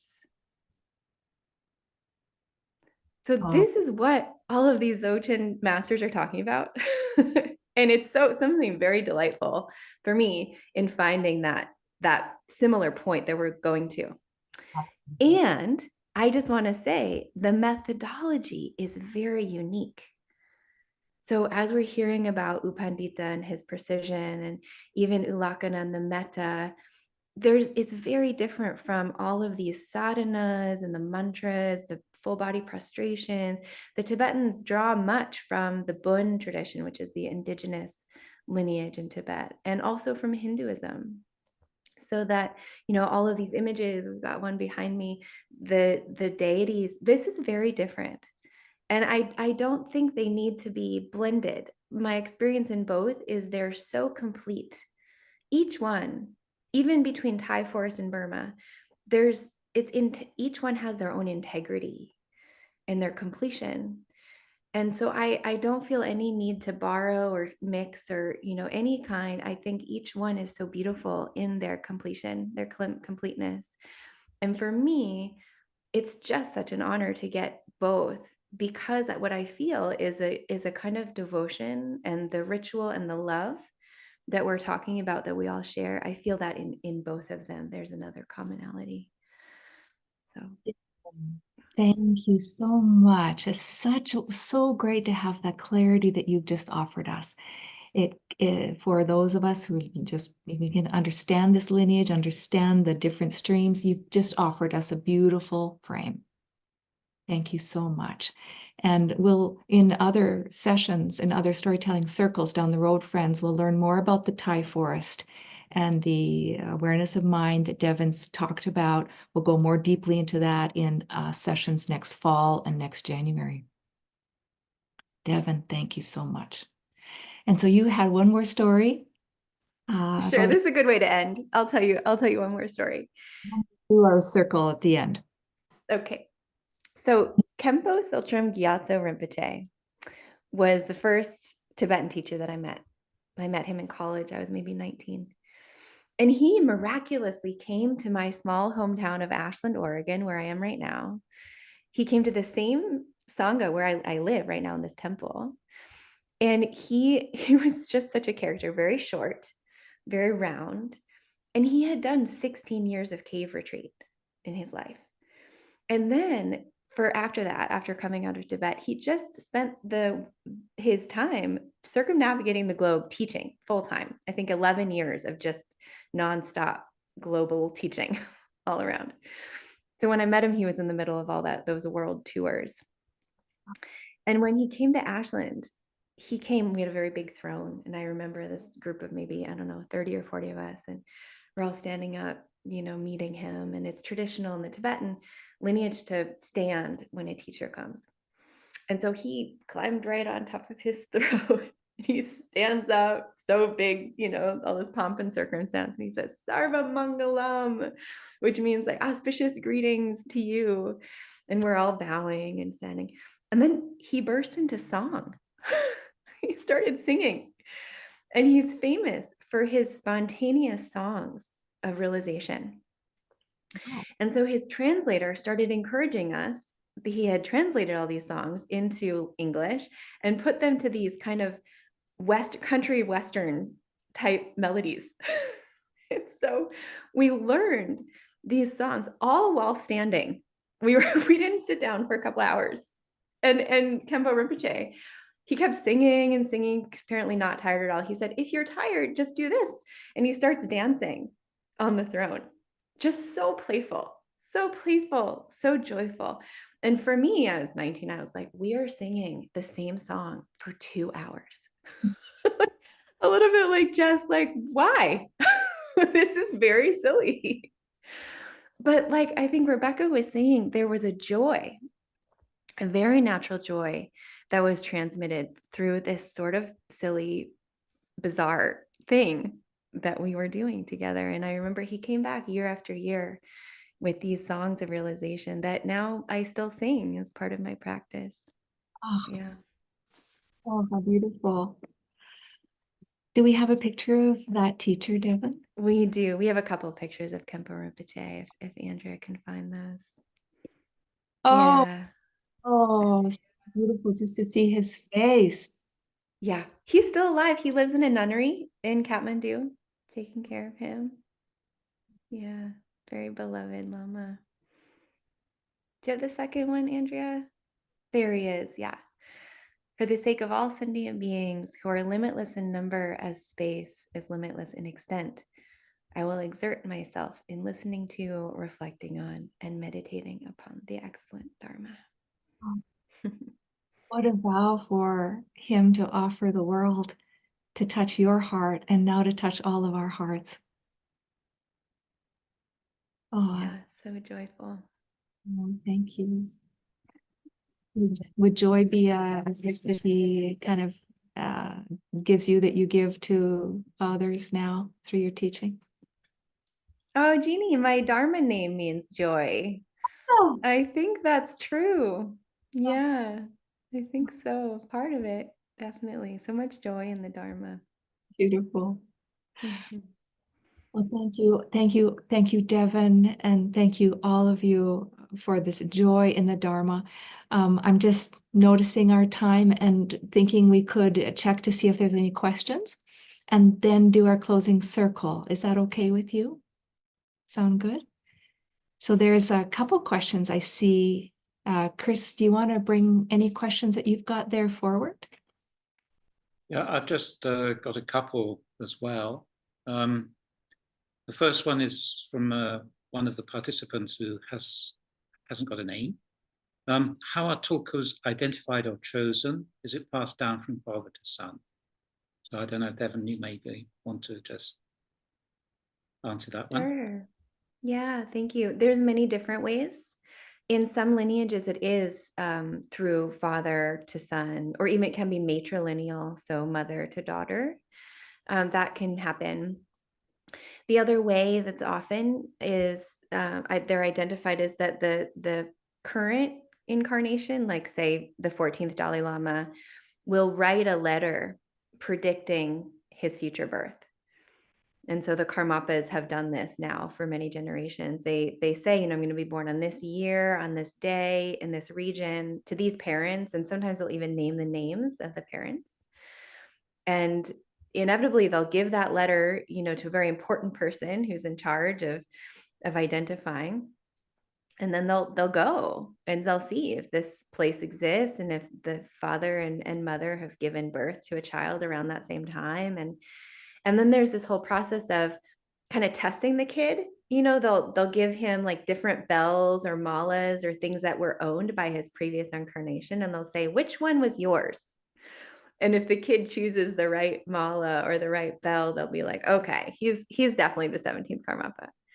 So it's really an interesting kind of mysterious process that I think also is fallible. Like there's been debates and disagreements about who's who, and so you can imagine how it unfolds, but take it for what it's worth. It's a very mystical kind of process, the whole Tuku system. Yeah. Yeah, thanks. Lots of clarity there. Thank you very much, Deb. And Sandy from Regina asked, what is the general process or way for Western lay women to ordain now? So I don't know, I think you could all probably have some feed into that one, maybe.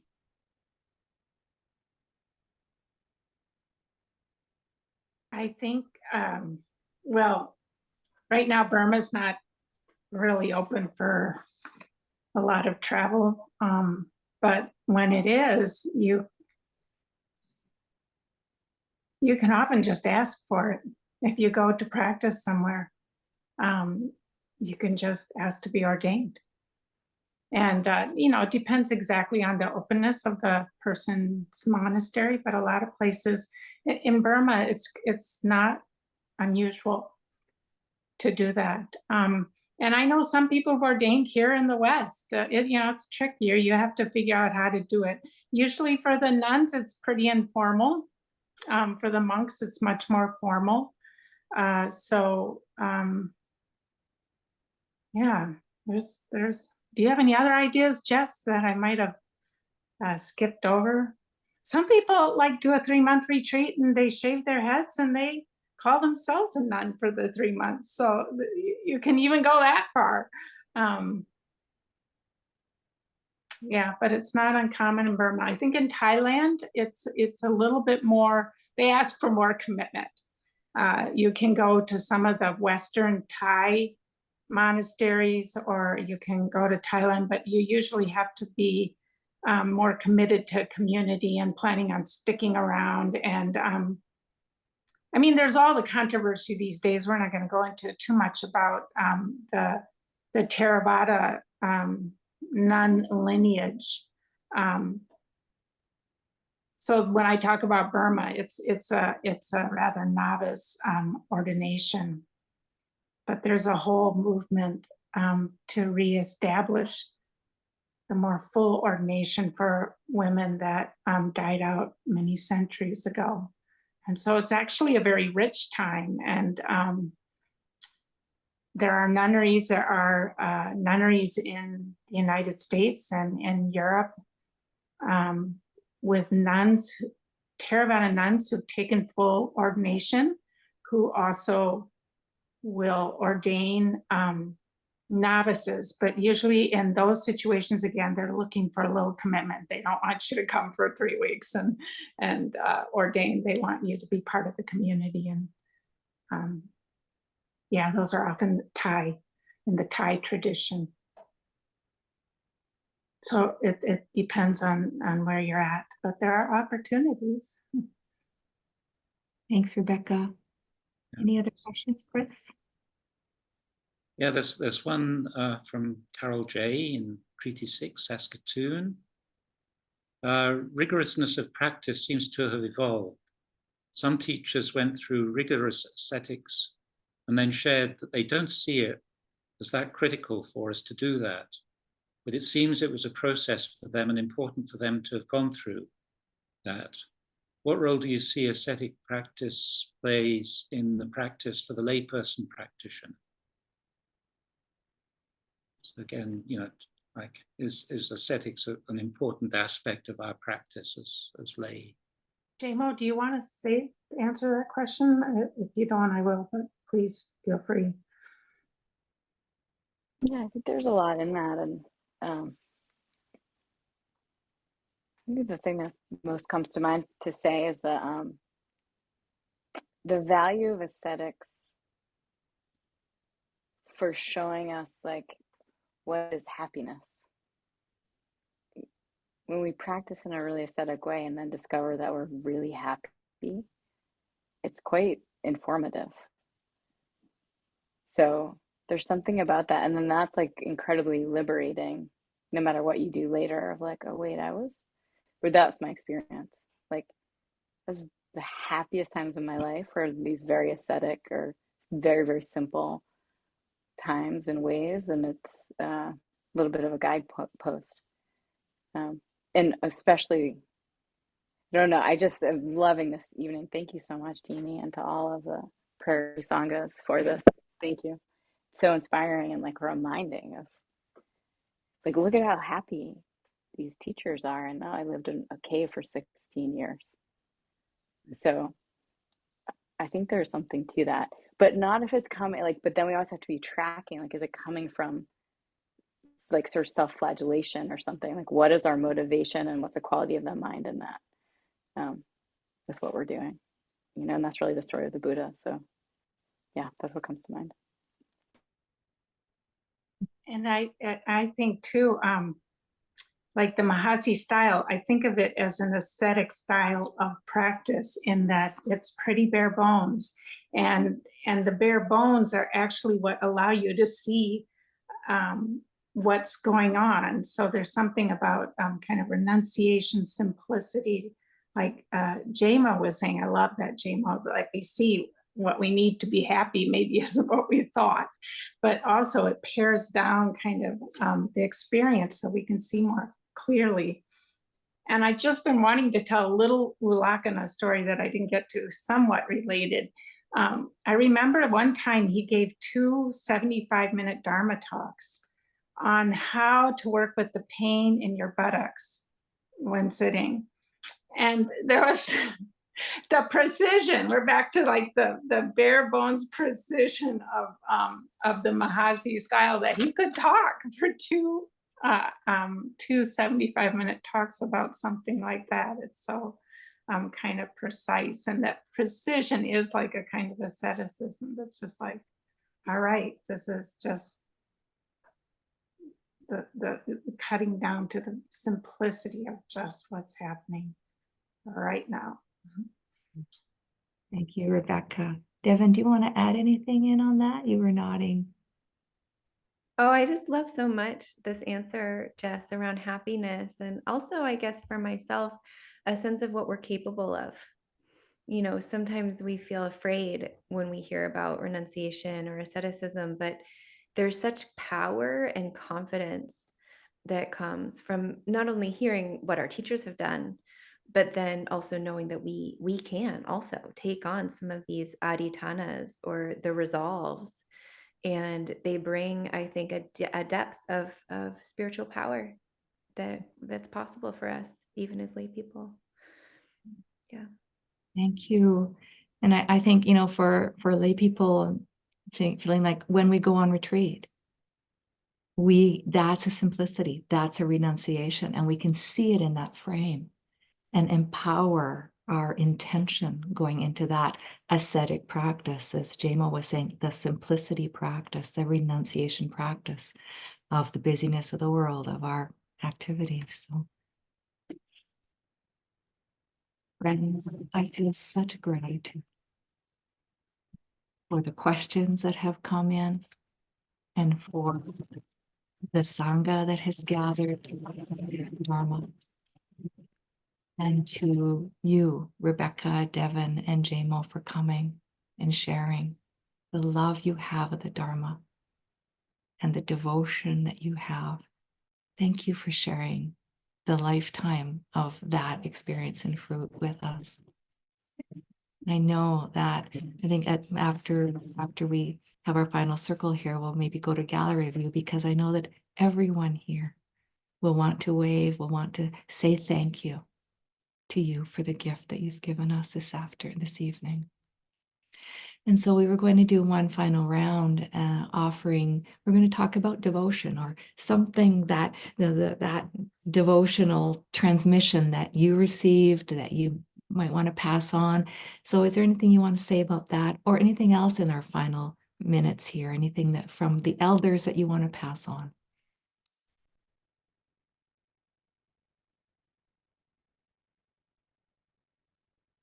Whoever would like to start can start.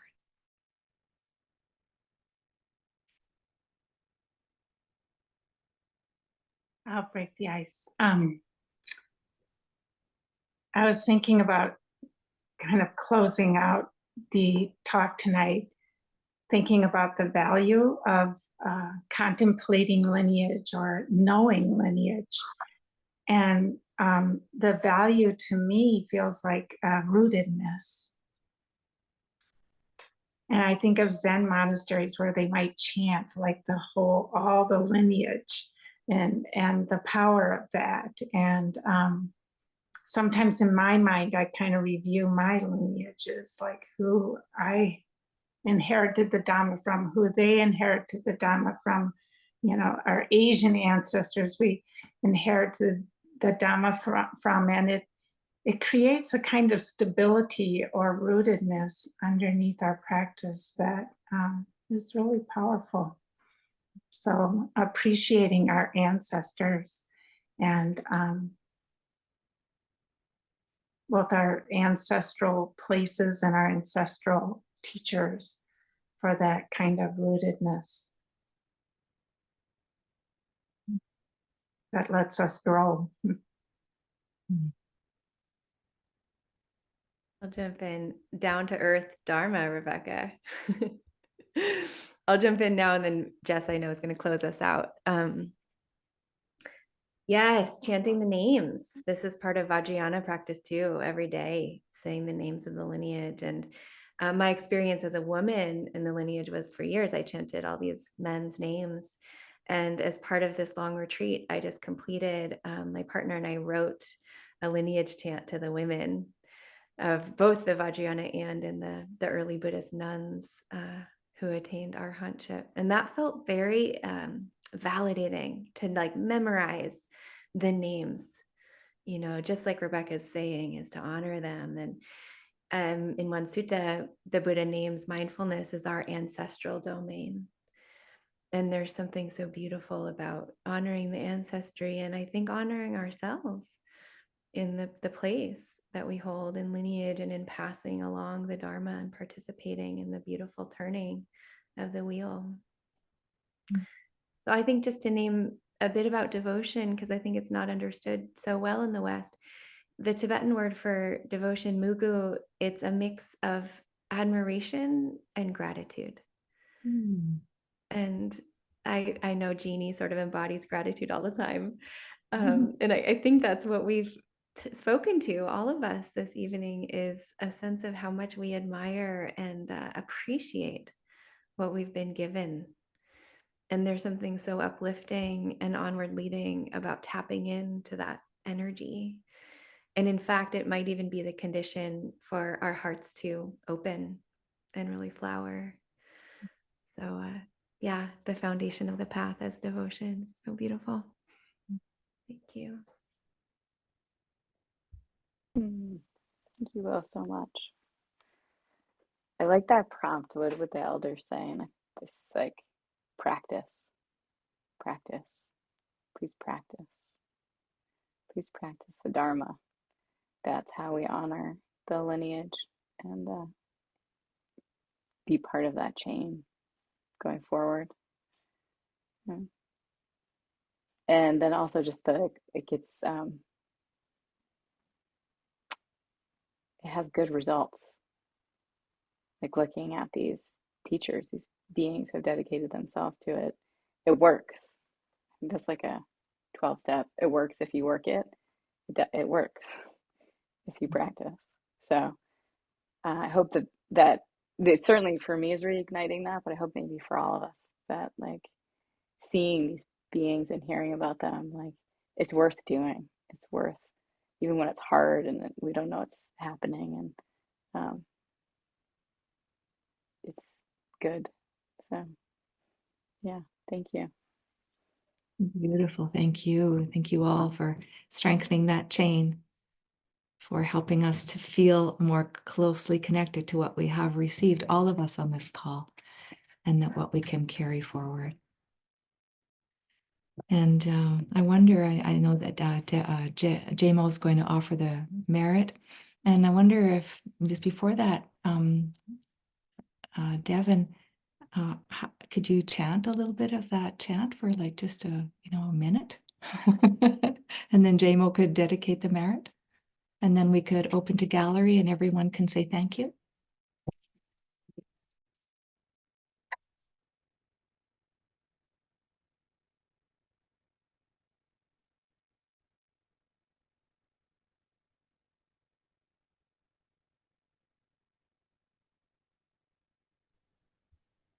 Okay, thanks for your patience. I just had to open it up.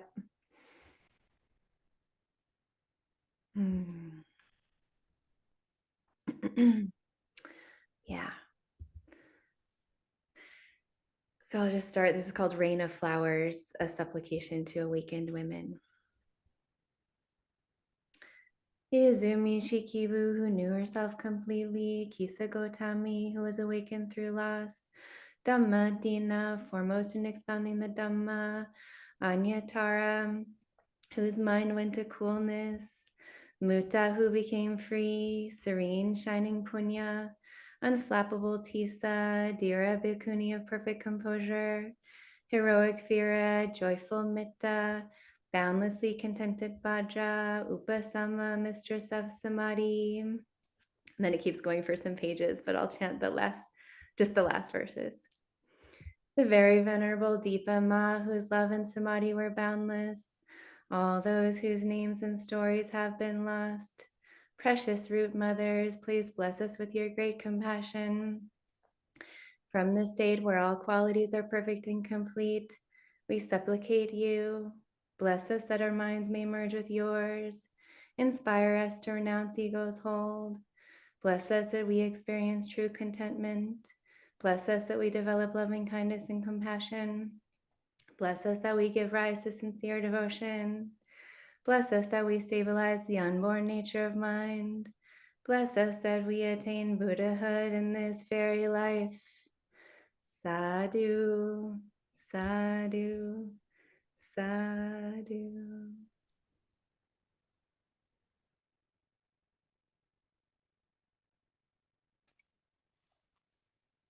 Okay. Thank you, Devon. So I'm just invite us to connect into, in this conversation, our own attention, any passion for the Dharma that has arisen in our hearts. That's the fact that you didn't fall asleep. Any joy in the Dharma, gratitude, inspiration. Gathering that all up, acknowledging it, recognizing the goodness of that.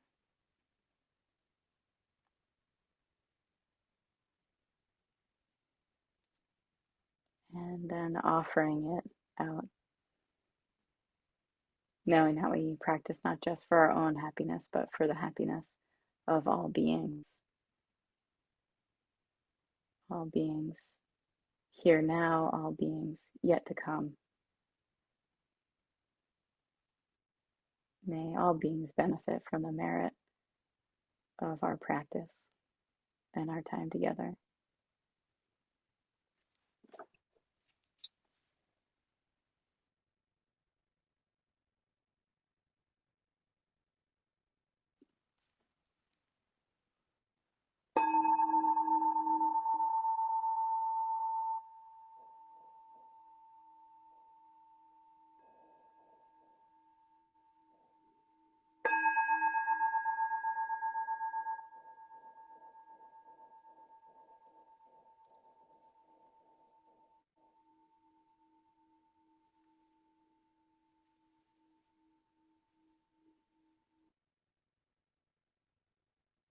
Friends, with a boundless heart of gratitude to the Dharma and to our beloved teachers, Devon, Rebecca, and Jess. Let's wave our thanks, our hello, and our goodbye, and unmute and say thank you